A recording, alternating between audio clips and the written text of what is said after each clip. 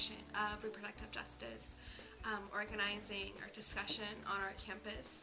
I feel like there's kind of like this belief that we've done all the work that we need to do as far as reproductive justice is concerned, and I think it's important to not only just have like a community of people coming together to discuss these issues and the dangers of crisis pregnancy centers, but to really make it known that this is an area that still needs to be discussed and advocated for, and so that's why I joined, because I feel that it's an important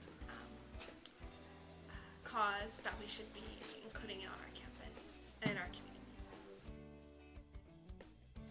I became involved in NFAID clinics through an activisms course that I was taking my first year at UCSB, really through doing a lot of research on crisis pregnancy centers, which was something I had absolutely no idea even existed before taking this class, and then through a lot of research on the internet, and then what ended up being first-hand research when I actually went to a few crisis pregnancy centers in the Santa Barbara Tri-County region. I really became very interested in the subject, and NFAID clinics just kind of grew out of the passion that myself and a couple other students in investigating what really went on in crisis pregnancy centers really came to feel was important. Kind of share this knowledge that, I mean, most students have never heard of crisis pregnancy centers. It's kind of a big issue. Crisis pregnancy centers are institutions that purport to provide accurate medical information to women regarding abortions and childbirth. However, they are often founded on neoliberal ideals and funded by right-wing extremists that want to prevent women from having sex and prevent women from having abortions, and basically they lie. And they tell women that abortion gives you breast cancer, and that if you have an abortion that you can never have a child again. And that's a bunch of crap.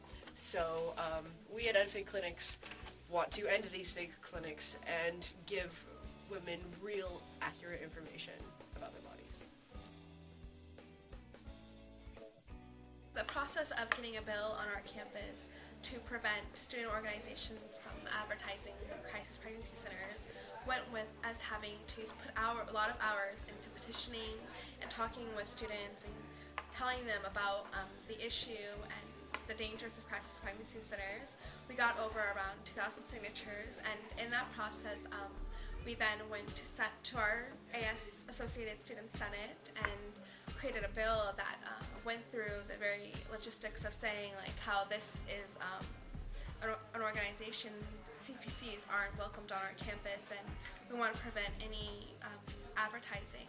So through that we were able to present to the Senate and get that passed, and through that process we found out actually from the Feminist Majority Foundation that we were the first university in the nation to actually pass legislation regulating the advertising of CPCs on our campus.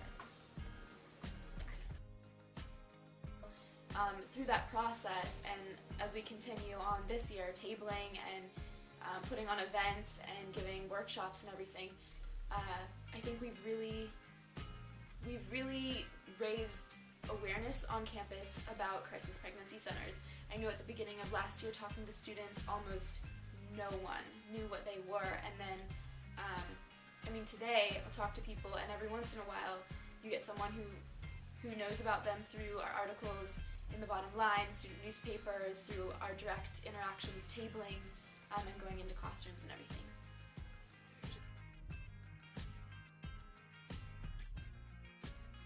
NFAID Clinics is now in its third year of participating in activism at UCSB, and the students decided after passing the ban on the advertising of crisis pregnancy centers on campus last year to this year focus on increasing awareness of the group, of the issues that the group is dedicated to, and also to really changing the discourses around reproductive justice among both people who already consider themselves supporters of pro-choice issues and those people who really don't know much about reproductive justice yet.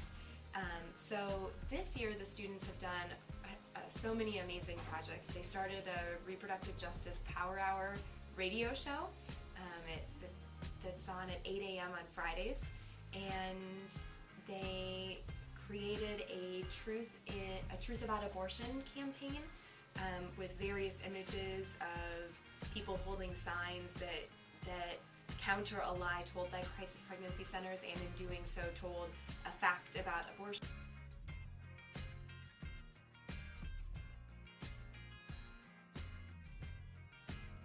The students created a really fabulous reproductive justice, a What is Reproductive Justice poster campaign that was plastered all over campus, and they've organized several really amazing events and film screenings and even an entire film series this year. The greatest thing I think about the events that NFA Clinics has sponsored and organized is that they really speak to the complexity of the reproductive justice framework and, again, work to create new discourses around these very topics.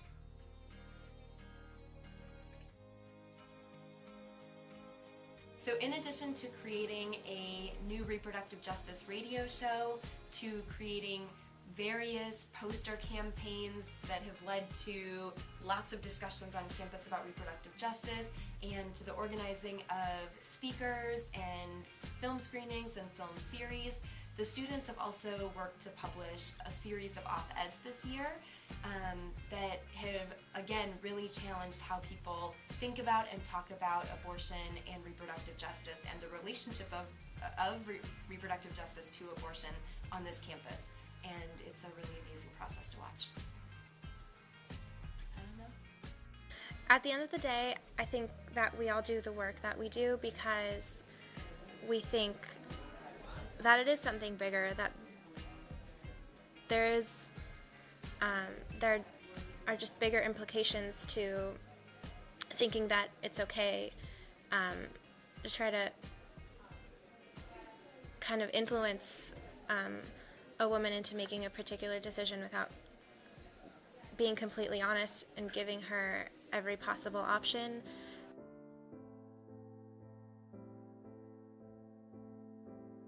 One of the most important aspects of why it's important that we do the work we do is that women deserve to have access to accurate medical information.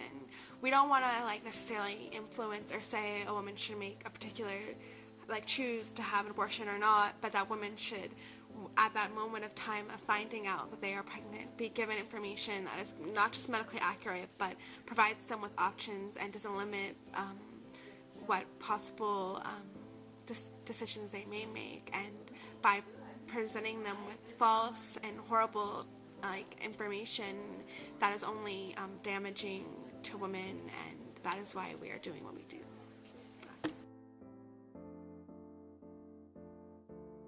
At the end of the day, women deserve the truth. At the end of the day, women deserve the truth. At the end of the day, women deserve the truth. At the end of the day, women deserve the truth. At the end of the day, women deserve the truth. At the end of the day, women deserve the truth.